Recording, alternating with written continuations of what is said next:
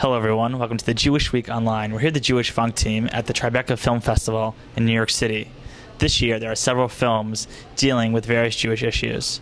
We had the opportunity to sit down with the cast and director of Love During Wartime, a story about a Palestinian who falls in love with an Israeli.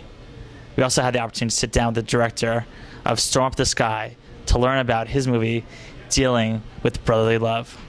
And finally, Rabies, the first horror movie coming out of Israel. Let's take a closer look. So when you start this project, every filmmaker has their vision. What was your vision, and how did it start, and how did it end? It's a very good question. I'm surprised nobody asked it before, because in the beginning, you know, when you get an idea, or at least it's like that for me, when I get an idea, it's like you sit at your table and you come up with this idea. So it's really a construction. I didn't know any couples like this. I had been to Israel on vacation visiting my relatives, but that was about it. I had never been to Palestine. And in the beginning, my aim was to make a peace movie. And I thought that, you know, like love conquers all. But as I went along, I realized it wasn't that easy. And also, it sounds like, it sounds ridiculous, but I didn't know any Palestinians. And for me in the beginning, it was difficult, because I could feel that I had to hold back, because if I posed the questions I really wanted to ask, not only for the camera, but also because I needed to understand, it would make me look, you know, that I didn't have enough knowledge, that I had prejudice. And coming from my background, of course, I was, in a way, much more open-minded than maybe others from my background. But, I mean, you don't know so much, and it's difficult for, I mean, any filmmaker to dig into a new area if you go to Cambodia, if you go to Congo, wherever you go. And I think you have to be like modest about that at the same time, and the knowledge that there are things you don't understand to begin with. But also the fact that when I started, you know, talking both to Osama and Yasmin, but especially Yasmin, I didn't know many Israelis who had these kind of views that Yasmin expresses in the film. And I was so provoked in the beginning, because I didn't feel like that way about Israel, and I felt can I do a movie? I like being in Israel, and eventually I really understood more and more about, you know, what I didn't like, you know, the policies and the government and how it's evolved during the making of the film. I really don't like that, but I like Israel and Jasmine's and Osama's, but in this case, especially Jasmine's opinions about Israel, I could really understand them. But it took me a long time, and it took me a long time to digest these things, because it was provocative to begin with. But once I could understand it really in depth, I felt people can think whatever they think. For me, I know what I feel.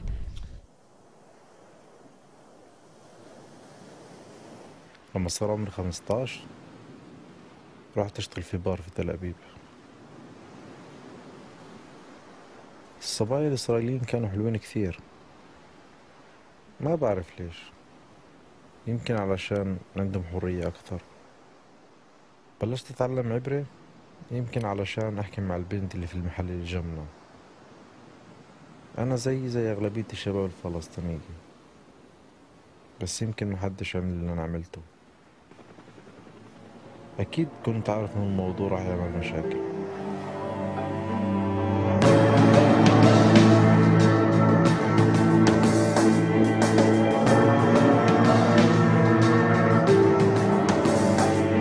يودي شغلتك خصي علي خيبك. أنا شخصيا أنا وزوجتي مش قادرين نستقر في بيت واحد، كيف نخلف؟ لاسلكي خلف.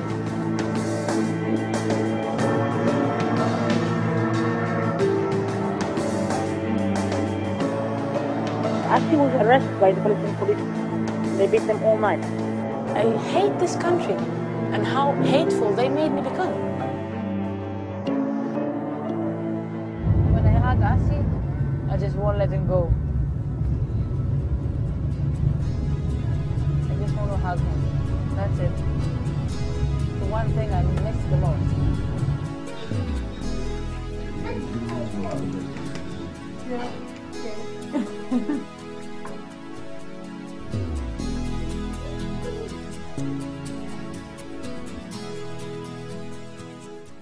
A lot of people say it's just like the Romeo and Juliet of the conflict.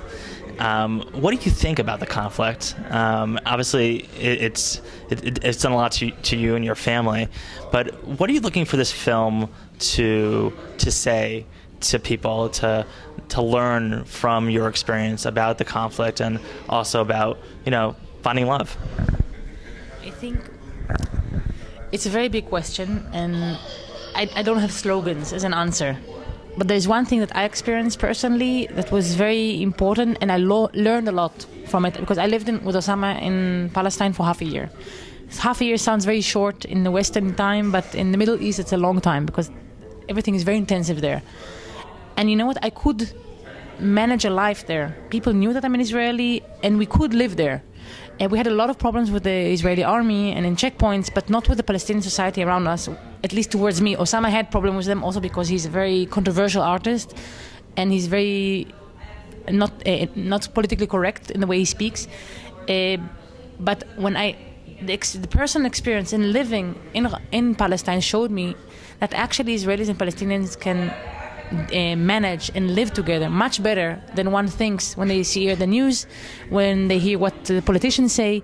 So this conflict is at a lot more above human level, because people want to live, they want their children to be educated, they want their children to succeed, they want to provide for their families. That's actually what every person in the world wants. And they're less interested about big political agendas and conflicts and wars. And if I could live openly in Palestine, so I think that shows that there is much better chance to make a real relationship between Palestinians and Israelis in whatever constellation it might be done. And this was important for me to show, and it was important for me to show that when you choose somebody as a partner for life, external problems like political problems are very shallow and they're just the shell. The real meaning is in the relationship you have with your husband or wife, and that it's worth fighting for. At least in our case, it was worth fighting for every step, and I don't regret any moment. And we grew a lot from these struggles, and we grew together stronger as a couple. When movies go to festivals, you never know how the audience is going to react. This is now towards the end of the Tribeca Film Festival. What has been some of your reaction to the film in the New York area? איך אנשים הגיבו לסרט ואיך אנחנו מרגישים לגבי התגובות של אנשים פה? Yeah, I think what I feel, the people really like the story, but in some point I have problem with audience, because half of the world or pro-Palestinians or pro-Israelians, and the people really don't know until now how to be in the middle, No pro-Palestinians, not to choose sides. And it's easy for him. We can feel it in the question of the audience. It's like, if it's Jewish, you have like more question about Israel. Right. If it's Palestinians, you have like question about more Palestine. It is not really, and it's also many question here in America. It's a bit, because a lot of people ask us about our life, but in Europe it's become to the politicals. But I want to go back to the first question. For me, the conflict, my enemy, I know what is my enemy. For me, my enemy is myself. And it's stupid if you search your enemy outside. It means you have a problem yourself. Yeah, no. It's, when I think of some scenes in the movie, and I think that was like something really unique. And since it wasn't really about the conflict itself. It was more like dealing with the situation and persevering for love. When you were in one country, you're in the next one. It was always like, through the webcam saying, I love you and this, and then even when you said I'll go for you, but we want to be together. And even when you were having your struggles, you still persevered. And then to this day, like you can see that love and that connection. And I think the audience connects to that.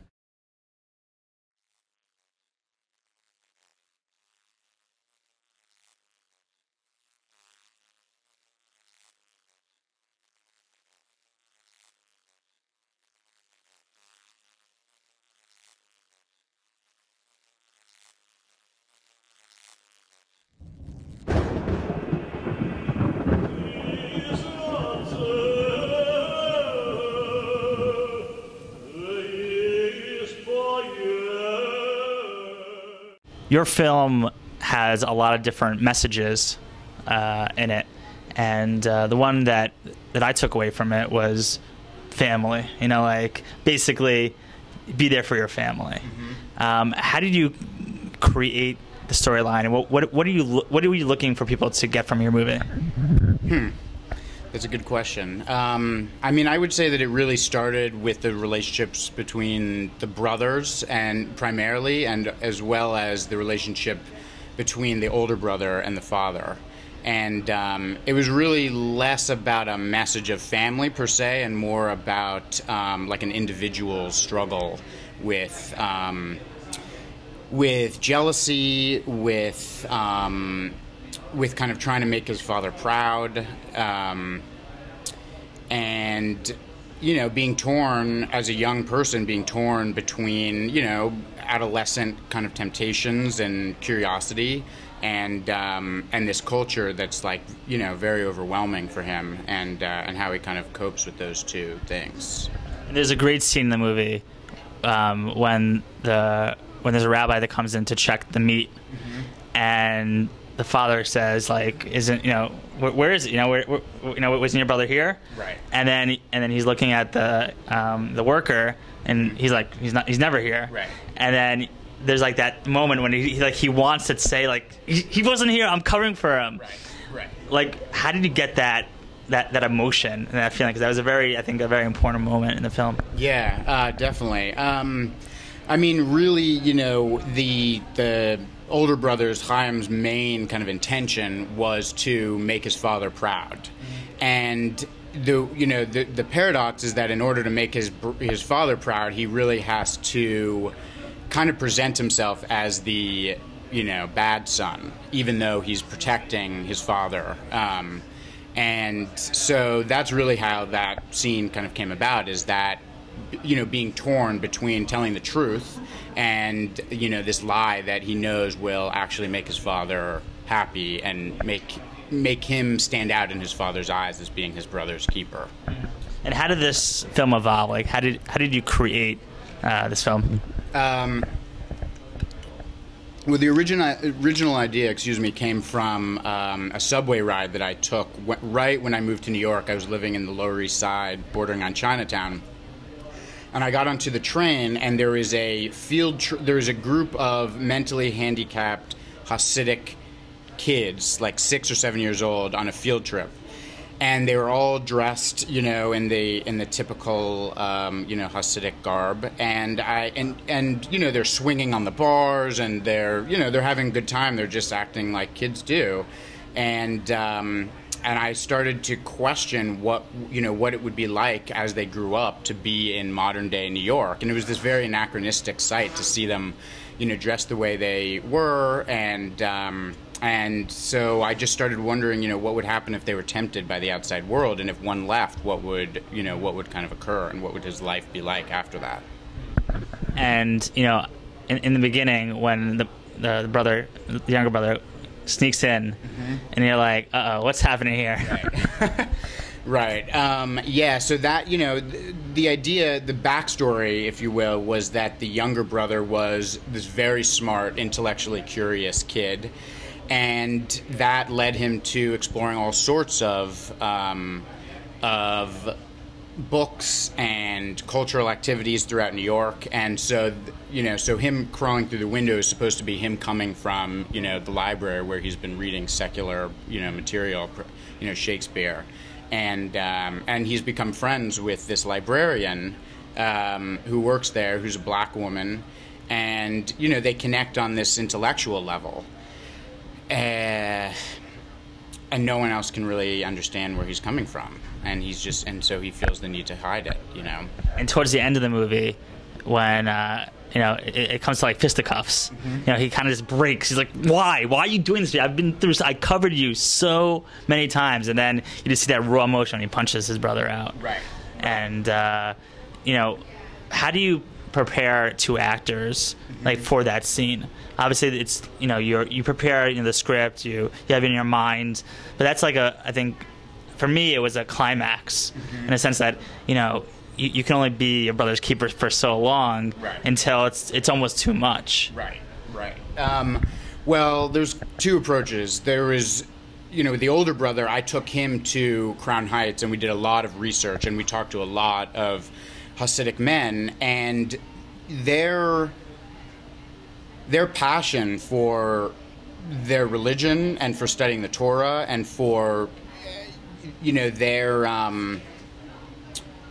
their appreciation of the culture was a beautiful concept. It was just so simple that they just everything else they really considered to be a distraction aside from the Torah.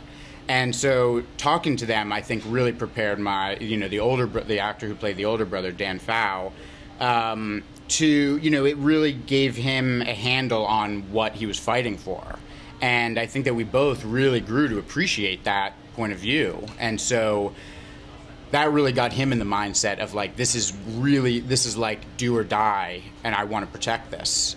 And the younger brother, both actors are Jewish but not practicing, and so for the younger brother it was really about talking to him about what it would be like if if everything was kind of censored and he was limited in his ability to explore what he wanted to.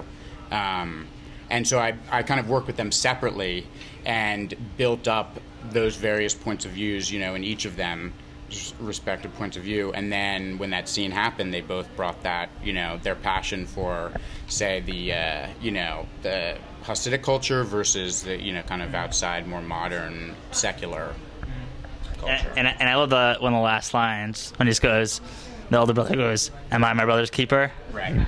It sort of brings it all together. Yeah. Like you go and protect your family for so long. Right.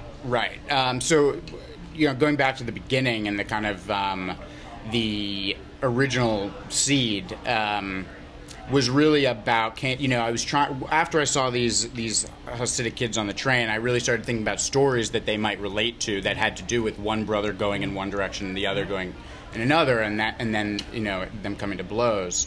And so that was the basis of it, but I didn't want it to bleed out, if no pun intended, Cain and Abel. But that line was in the original script, I would say, and it just it just stayed in, and the delivery of that line still gives me the shivers. I just think it's so beautiful and perfect, and he's a great actor, and I think that line is like very illustrative of that.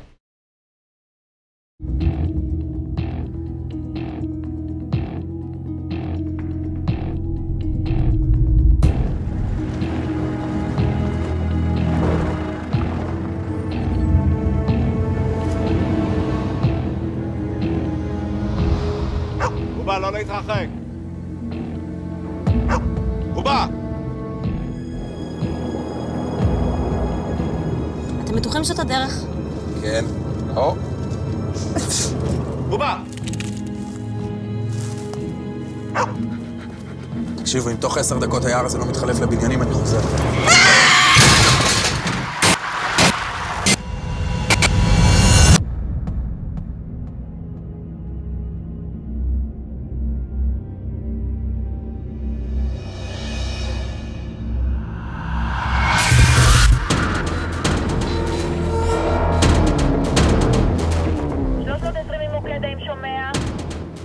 מוקד, כאן 320 שומע.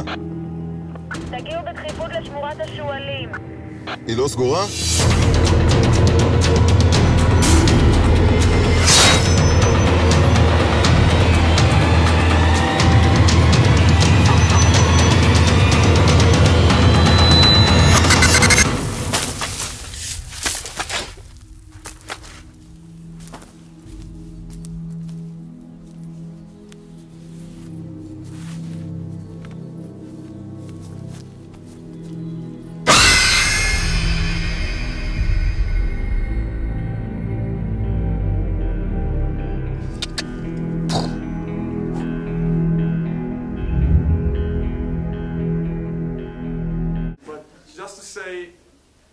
excited we are. We've been here for a week. We got so much love from the audience, from the reviews. We are amazed by it, and it's a great honor to show. Actually, this is a dream coming true, to show New York audience a horror film at midnight. That's just amazing. People at home, people in Israel still can't believe these things happens to us, because for 63 years Israel has been around. Actually 2 weeks from now, 63 years, and this is the first Israeli horror film. Yeah, there are